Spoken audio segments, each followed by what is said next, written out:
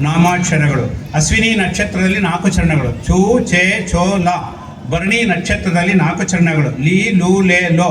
ಕೃತಿಕಾ ನಕ್ಷತ್ರದಲ್ಲಿ ಒಂದೇ ಚರಣ ಆ ಎಂಬ ಅಕ್ಷರ ಹೊಂದಿದವರು ಮೇಷರಾಶಿಯವರು. ರಾಜ್ಯ ಪೂಜಿತ 2, ಅವಮಾನ 4, ಆದಾಯ 11, ವ್ಯಯ 5. ಮೇಷರಾಶಿಯವರಿಗೆ ಗುರುವು ತೃತೀಯ ಚತುರ್ಥದಲ್ಲಿ ಸಂಚರಿಸುವನು.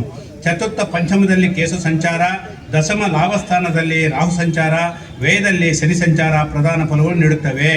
ಮೇಷರಾಶಿಯವರಿಗೆ ವೃತ್ತಿ ಉದ್ಯೋಗದಲ್ಲಿ ಒಳ್ಳೆಯ ಫಲಗಳು ದೊರಕುತ್ತವೆ.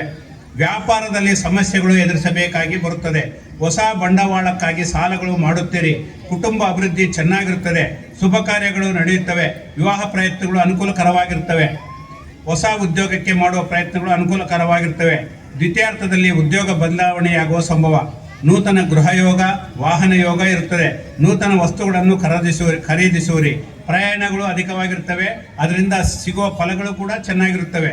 ಗೋಚಾರದಲ್ಲಿ ಮೇಷರಾಶಿಯವರಿಗೆ ಷಾಢಾಶಾತ್ ಶನಿ ಆರಂಭವಾಗುವುದರಿಂದ 8 ಶನಿವಾರಗಳು ಶನಿ ತೈಲಾಭಿಷೇಕ, ಹನುಮಾನ್ ಚಾಲೀಸ್ ಪಠನೆ ಮಾಡಬೇಕು. ಗುರುಶಾಂತಿಗಾಗಿ ಮನೆ ದೇವರ ಆರಾಧನೆ ಮಾಡಬೇಕು. ದ್ವಿತೀಯಾರ್ಥದಲ್ಲಿ ಮೇಷರಾಶಿಯವರಿಗೆ ಸಂವತ್ಸರ ದ್ವಿತೀಯಾರ್ಥದಲ್ಲಿ ಹಳೆ ಉದ್ಯೋಗ ಬದಲಾವಣೆ, ವ್ಯಾಪಾರದಲ್ಲಿ ಆದಾಯವು ಚೆನ್ನಾಗಿರುತ್ತದೆ. ಇದು ಮಾನಸಿಕ ಸಂತೋಷಕ್ಕೆ ಕಾರಣವಾಗುತ್ತದೆ.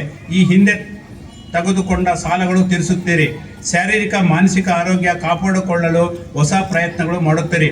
ವೃತ್ತಿ ಉದ್ಯೋಗ ವ್ಯಾಪಾರದಲ್ಲಿ ಒಳ್ಳೆಯ ಫಲ ಸಿಗುತ್ತದೆ. ಸ್ನೇಹಿತರ ಸಹಾಯದಿಂದ ಒಳ್ಳೆಯ ಬದಲಾವಣೆ ಕಾಣುತ್ತೀರಿ.